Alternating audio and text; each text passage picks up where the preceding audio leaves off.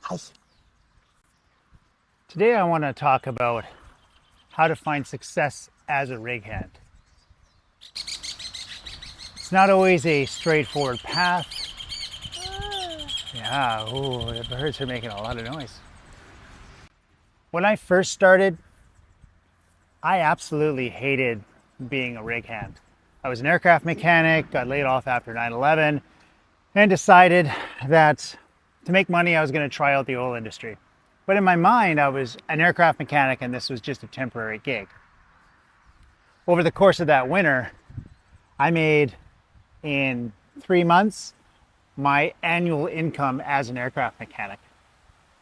I still left during spring breakup and went back to aviation, but over the course of the next 6 months, basically spent all the money that I had saved as a rig hand, and in the fall made the conscious decision that if I was going to be trading time for money, I might as well make a real effort and give it a go. So I quit my job as an aircraft mechanic and went back to the oil field for the second time. Actually, surprisingly, I got assigned back to the same rig. The tool push brought me back on. The first year, even though I hated the work, I had moved from lease hand to roughneck to motor hand over the course of that 3 or 4 months that I was working. But the next time I got employed, the tool push was a little more cautious, and it took me a year just to make roughneck again from lease hand. So lesson learned there, don't burn the bridges. But really what I want to talk about today is my personal opinion as somebody that has interviewed and hired and fired people and personally gone through the career path. As an employer, the single biggest thing that I look for is attitude. What is this person's attitude? I can teach somebody, but I can't coach somebody to have a good attitude. You either choose to enjoy the work or you're going to fail. And that was what happened the second time after I had quit aviation and went into the oil industry. Because it was a conscious decision and I decided I was going to do this, my attitude completely shifted from, it's time to trip, to I looked forward to tripping. It helped that I actually got assigned to a better crew. The driller was great. He was good at mentoring. And the people on the team were excited about the job. They loved being rig hands. And that was really inspirational and got me excited about the work.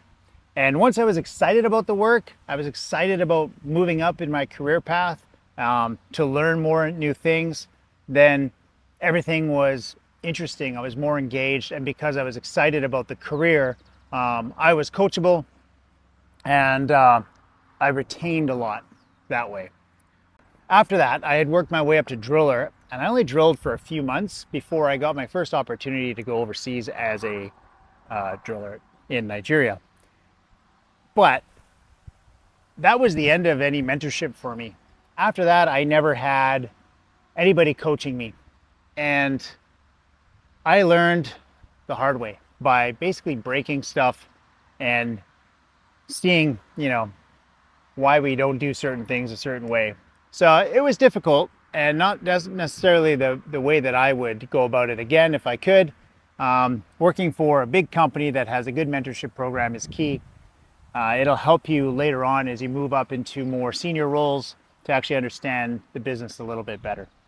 So aside from attitude, I would say one of the biggest things I look for is work ethic.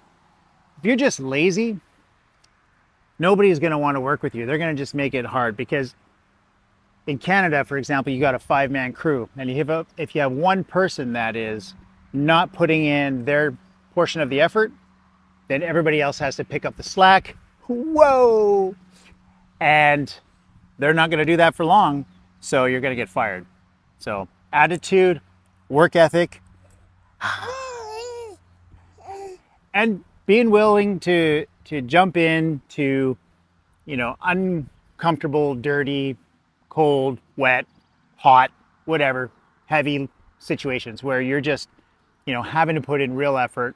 And don't quit. Just find a way to make it enjoyable. Make it a competition, who's throwing the tongs on better, who's pulling the slips faster, who's, better at mixing. Right? Yeah. You want to go in the rigs now because you're so excited the way Daddy's talking? So, aside from attitude and work ethic, the next thing is coaching the next person behind you. If you want to get promoted, there better be somebody that's able to fill your spot. So if you're a motor hand and a derrick hand spot comes up and there's nobody that's going to be able to fill the motor hand position behind you, there's a good likelihood. What? What's you? There's a strong likelihood they'll just hire a derrick hand to fill that position. So train and coach the people that you need to replace you, and you'll have a lot more success in your career. That's it. That's all I wanted to talk about today. Good luck and all the best in your career.